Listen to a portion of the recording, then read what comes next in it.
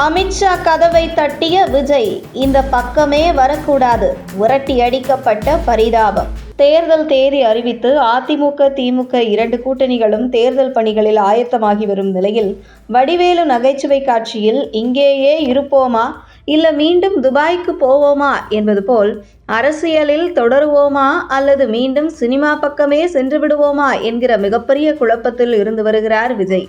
அந்த அளவுக்கு அரசியல் ஒன்றும் சினிமா இல்லை என்கிற பாடத்தை விஜய் கற்றுக் கொடுத்திருக்கிறது சமீப கால தமிழக அரசியல். கரூர் சம்பவம் தொடர்பாக விசாரணைக்கு டெல்லி சென்ற விஜயிடம் கூட்டணி குறித்து பேசி இருக்கிறது பாஜக தரப்பு. ஆனால் விஜயின் நெருக்கமான வட்டாரத்தில் இருக்கும் ஆதவ் அர்ஜுன் போன்றோர் என்டிஏ கூட்டணிக்கு விஜய் செல்வதை விரும்பவில்லை. இதனால் விஜயை கூட்டணிக்கு செல்ல விடாமல் முட்டுக்கட்டையாக இருந்தாலும் விஜய்க்கு கூட்டணிக்கு செல்வதில் ஒரு பக்கம் விருப்பம் இருந்திருக்கிறது. இதனால் தொடர்ந்து பாஜக தரப்பில் பேச்சுவார்த்தை நடத்தி வந்திருக்கிறார் விஜய். ஆனால் அவர் 60 தொகுதி, துணை முதல்வர் மற்றும் அமைச்சரவையில் இடம் என ஓவர் டிமாண்ட் வைத்திருக்கிறார் விஜய். ஆனால் பாஜக தரப்பில் 30 தொகுதிகள் வரை உங்களுக்கு கூட்டணியில் பெற்றுத்தர முடியும்.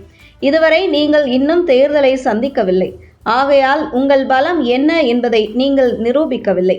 அப்படி இருக்கையில் எப்படி 60 தொகுதி தர முடியும், துணை முதல்வர் தர முடியும் என பாஜக தரப்பு கேட்க அப்போது விஜய் பிடிவாதமாக இருந்திருக்கிறார்.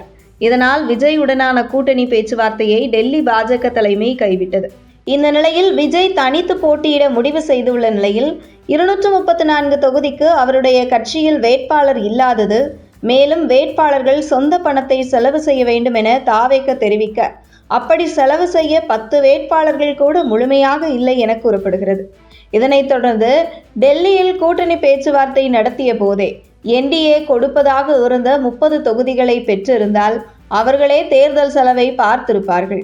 குறைந்தது 20 தொகுதிகளில் வெற்றி பெற்று இருக்கலாம் என வேதனைப்பட்ட விஜய் மீண்டும் பாஜகவிடம் கூட்டணி பேச்சுவார்த்தையை முன்னெடுக்கும் முயற்சியில் ஈடுபட்டிருக்கிறார்.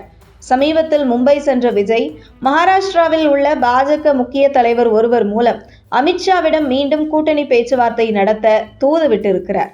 அதற்கு அமித்ஷா விஜய்க்காக வாய்ப்பு முடிந்துவிட்டது என தெரிவிக்க, அதற்கு விஜய் எனக்கு துணை முதல்வர் அமைச்சரவையில் இடம் எதுவும் வேண்டாம், 30 சீட் தருவதாக சொன்னார்கள், ஒரு 40 சீட்டா தர சொல்லுங்க என விஜய் மகாராஷ்டிராவில் உள்ள பாஜக முக்கிய தலைவர் ஒருவர் மூலம் மீண்டும் அமித்ஷாவிடம் பேசியிருக்கிறார்.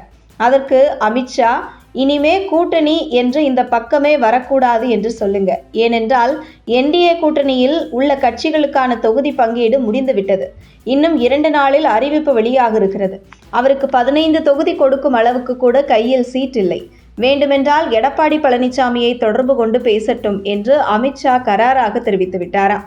இதனைத் தொடர்ந்து எடப்பாடி பழனிசாமி மகன் மிதுனை தொடர்பு கொண்டு பேசியிருக்கிறார் விஜய்.